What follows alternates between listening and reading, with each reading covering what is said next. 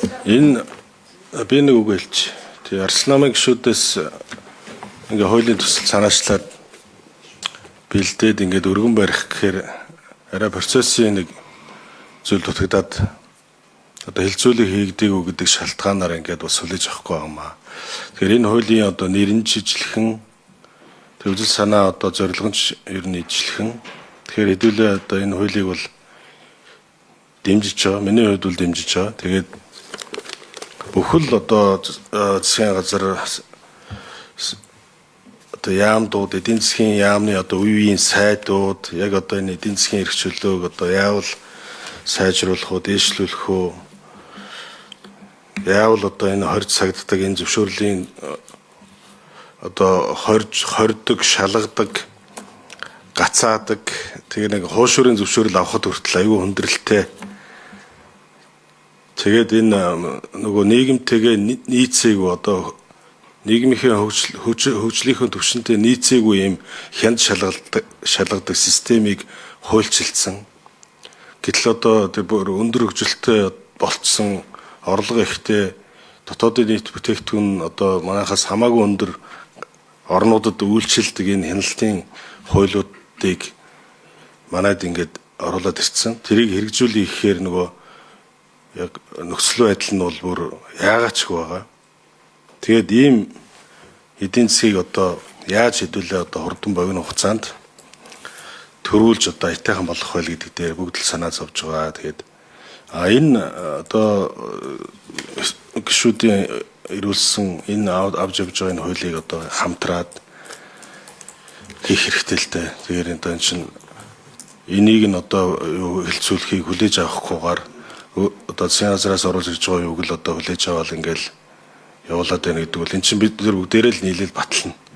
Ямшраас энийг та бас анхаарад хүлээж аваад ингээд одоо хуулийн даваа ажиллацгаая. За энэхэр сайд дараа нь жаргалан гişүү. Энэхэр сайд.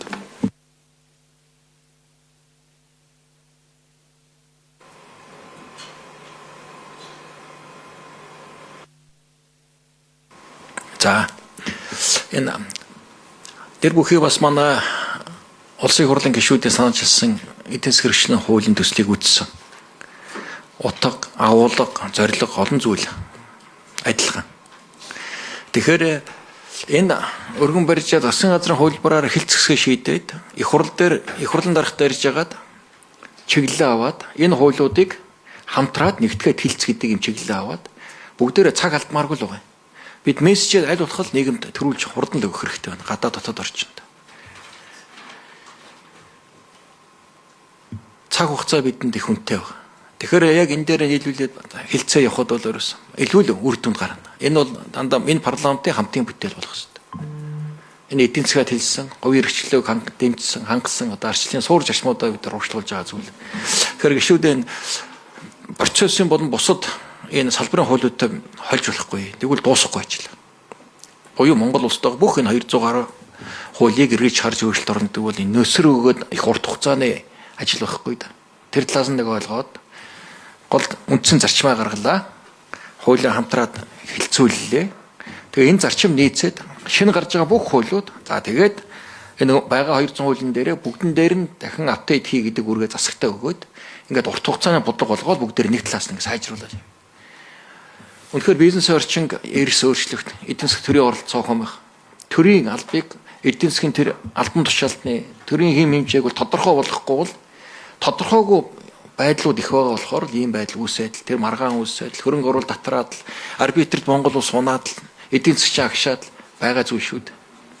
Үндсэндээ одоо манай эдийн засаг яг хүчин чадлынхаа яг суур төвшөнд ирчихсэн. Ингээл яг төмөр зам бүх тултлаа ачсан, уулуурхаанууд тултлаа ажилтсан, бүх гадаад экспорт импорт тултлаа хийгдсэн. Одоо ингээд энэ төвшөндөө нэгээс 100 их найд дээр тогтчиход байна. Энэ эдийн засгаа бид нар томруулах хэрэгтэй. Томруулахын тулд хөрөнгө оруулалтын бизнесээ урамшуулын хөрөнгө оруулалт экспорт чиглэсэн. Тэр л өдөл цуур нөхгүй. Бодлогын суур. Тэрийг ингээд хилцээ яваад ингээд явах хэрэгтэй. Тэгэхээр одоо энэ дээр бол ямар нэг улс төрч юм байхгүй. Гол нь эхэллээ энэ болцоо битээ алдаач. Ахаад хаврын чуулганлаа хийчихнэ. Тэгэхээр хаврын чуулганы хилцэх асуудлын төлөвлөгөө мөлдөгөөд зөндөө асуудлууд ороод ирнэ. Тэр талаас нь бодоод ингээ явах хэрэгтэй. Энэ манай эдийн засгийн байнгын орны энэ үндсэн үүрэг шүү дээ. Хийх ажил. Тэр үүрэг талаасаа та нар үүргээ ухамсарлаад ингээд нэг хийгээч.